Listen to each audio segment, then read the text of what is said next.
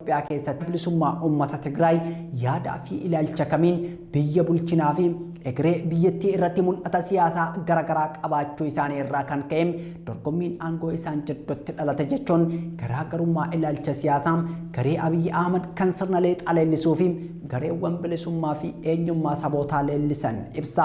PLF filannoo sadarkaa naannootti taasisuu fi humni federaalistii dhugaa ana jechuun isaa aangoo mootummaa federaalaa na harkaa butuu danda'a shakkii jedhu keessa Abiyyi Ahmad buuse. Abiyyi Ahmad ammoo nama yeroo dheeraaf abjuu mootii tahuu qabuu fi humna aangoo isaatti dhufu kamiyyuu balleessuuf hoggana qophaa'edha jechuun amala bulchaa Itoophiyaa kan barreessaa Afrikaa Riippoortiin fedhiin aangoo dheereffachuu TPLF fi abjuun mootii tahuu Abiyyi Ahmad walitti bu'ee ibidda waraanaa gidduu isaaniitti dhalachuun abdiin dimokiraasii uummata Itoophiyaa TPLF fi PP jidduutti dukkanaa'uu ibse. Bilisummaa Oromoo dantaa Oromoo fi Oromiyaa kabachiisuuf jalqabuma bosona Oromiyaa filate. Hidhattoonni Gumuuzis haaluma wal fakkaatuun bulchiinsa Abiyyi Ahmad irratti fincilaniin lolli biltsiginnaaf waraana bilisummaa Oromoo jidduutti adeemsifame dhiiga jabaa Oromiyaa keessatti yoo dhangalaasuun waraanni TPLF fi biltsiginnaa jidduutti adeemsifame ammoo Itoophiyaa raase. Kaleessa abdii dimokiraasiif ce'umsaa hawwii nageenyaaf misoomaatti dukkanaa'e. Har'a abdii jiraachuun Itoophiyaa fi Itoophiyaanotaatti dukkanaa'aa jira.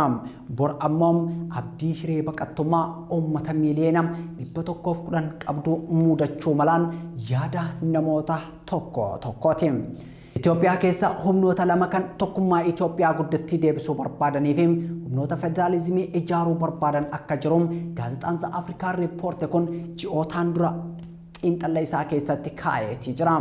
Humnoonni tokkummaa Itoophiyaa guddatti deebisuu barbaadan finxaaleeyyii fi leellistoota sirna nafxanyaa yoo ta'an sirna federaalizimii hadheeffatanii mormu. Maddi rakkoo siyaasaa Itoophiyaa raasaa jiru sirna federaalizimii sabdaneessaa kana waan ta'eef sirnichi hundirraa buqqee sirni mootummaa leexaa yookaan yuunitarii siistamiidhaan bakka bu'uu qabu ejjennoo jedhu qabu. Abiyyi Ahmad Itoophiyaa guddatti deebisuu Make Ethiopian Great Again jedhu irratti jechuun balaa hedduu hordofsiise. Abiyyi Ahmad aliitiif Itoophiyaa guddatti jechuun mormaa fi morkataa tokko malee biyya sirna nugusummaa isaa fudhatte abjuu aangoo isaa dhugoomsite yoo taatu sabaa fi sablammootaaf garuu biyya sirna kaleessaa seenaa aadaa afaaniif duudhaa amaaraa irratti ijaaramte jechuudha.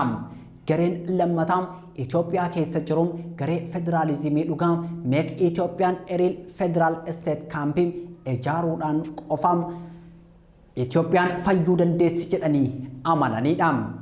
Itoophiyaa keessatti ilaalchi nugusootaaf sirni qeenxee nageenya Itoophiyaa mirkaneessuu hin danda'u. Lolli marsaa lammaffaa adda bilisa uummata Tigraay fi biltsiginnaa jidduutti adeemsifamaa jiru lola aangoo dheereffachuu fi lafa babal'ifachuuti jedhamuun yeroo garaagaraatti dubbatama. Akkuma Afrikaa Riippoorti xiinxala bal'aa kaa'e Abiyyi Ahmad mooraa finxaaliyyii Itoophiyaa qeenxee keessaan ajandaa Itoophiyummaa tarkaanfachiisaati jira. Afrikaa Riippoorti lola amma babal'ifannaa lafaa kan Amaarri Birgeedii Minilikii fi Birgeedii Teedros jechuun lolaa jiru kanam Amaarri kaayoo gurguddoo sadiif TPLFin lolaa jira jechuun xiinxalle. Kan jalqabaam babal'ifannaa lafaam kan lammaffaa TPLF fi heera mootummaa federaalizimii sabdaneessaa diiguu yoo ta'u kan sadaffaa immoo kabajaa fi ulfinna keenya durii deebisna kan jedhudha jechuun xiinxalle. Har'a lolli taasifamaa jiru lola babal'ifannaa lafaa fi lola eenyummaa sabootaa balleessuuti. Haalli siyaasaa yeroo ammaa taatee bara mootummaa dargii kan 1979 wajjin wal fakkaata.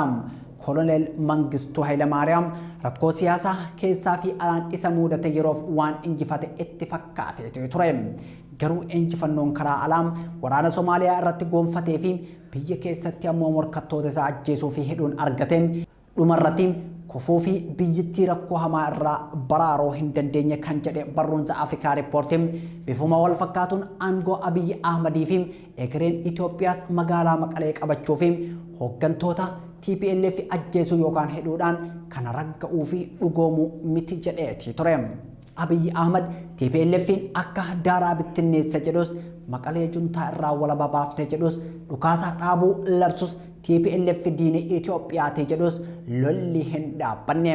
Dhiibbaan biyyoonni lixaa taasisan tumsa finciltoota loluuf Abiyyi mootummaa Eertiraa wajjin tolfate akkasumas yaalii siyaasaa bilisiginnaa namummaa irratti hundaa'ee ijaaruuf taasisaa jiru sirna bulchiinsa isaa fi biyyattii guutuutti diiguu yookaan carraa biraa qabatee itti dhufuu mala. Itoophiyaan walitti dhukaasaa jirti. Finciltoonni bulchiinsa bilisiginnaa hudhanii qabanii jiru. Waraanni bilisiginnaa adda waraanaatti bobbaafamuun booji'amuu fi dhumuu irraa hafuu hin dandeenye. Kolonel Abiyyi Ahmad daandii Kolonel Mangistuu Hayilamaariyaam irra fiigaa jira.